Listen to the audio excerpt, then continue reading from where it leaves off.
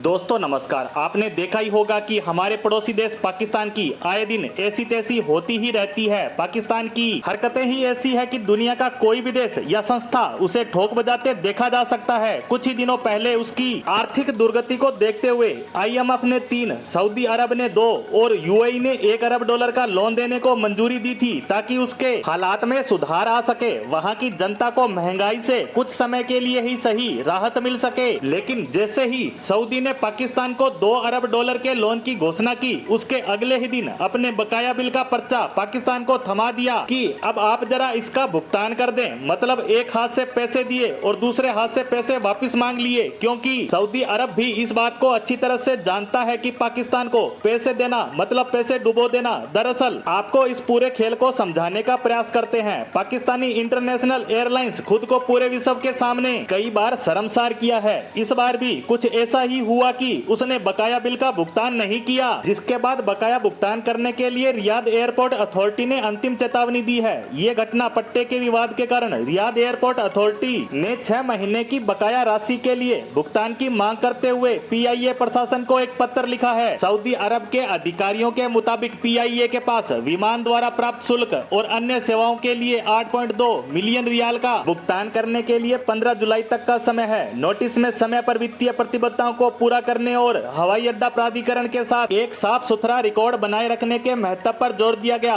और अगर समय सीमा का पालन नहीं किया गया तो आने वाले समय में उसके विमानों के उड़ान कार्यक्रम है वो प्रभावित हो जाएंगे। इसके अलावा जिद्दा हवाई अड्डे ने भी पाकिस्तान की देनदारियों का भुगतान करने में विफल रहने पर पाकिस्तानी एयरलाइंस को चेतावनी दी है। आपको बता दें कि पाकिस्तान के साथ ऐसा पहली बार नहीं हुआ है। दरअसल इससे पहले मलेशिया में पाकिस्तान के साथ ऐसी घटना 2 बार हो चुकी है। $4.5 मिलियन का कर्ज पाकिस्तानी एयरलाइंस के द्वारा न चुकाए जाने के कारण मलेशिया को इसी वर्ष मई में पाकिस्तानी विमान को जब्त करना पड़ा था। मलेशिया के कुआलालंपुर अंतर्राष्ट्रीय एयरपोर्ट पर पाकिस्तानी एयरलाइंस के विमान बोइंग 777 को जब्त कर लिया गया था, जिसमें यात्री तक बैठे हुए थे, जिसके बाद उन्हें विमान से उतारना पड़ा और समायोजित कर एक दूसरे विमान से पाकिस्तान रवाना किया गया। कुल मिलाकर देखा जाए तो पाकिस्तान की एयरलाइंस और उसकी आर्थिक स्थिति किसी से छिपी नहीं है। वहीं दूसरी तरफ देखें तो भारतीय एयरलाइंस कंपनी एयर इंडिया ने कुछ ही समय पहले 470 विमानों का ऑर्डर दिया था, और उसके कुछ ही समय बाद एक और भारतीय एयरलाइंस कंपनी इंडिगो ने 500 के करीब नए विमानों का ऑर्डर फाइनल कर पूरे विश्व में तहलका मचा दिया था। वहीं दूसरी तरफ देखें तो पाकिस्तान के हालात बद से बदतर होते जा रहे हैं और उसकी मदद कोई भी देश करने को तैयार नहीं है।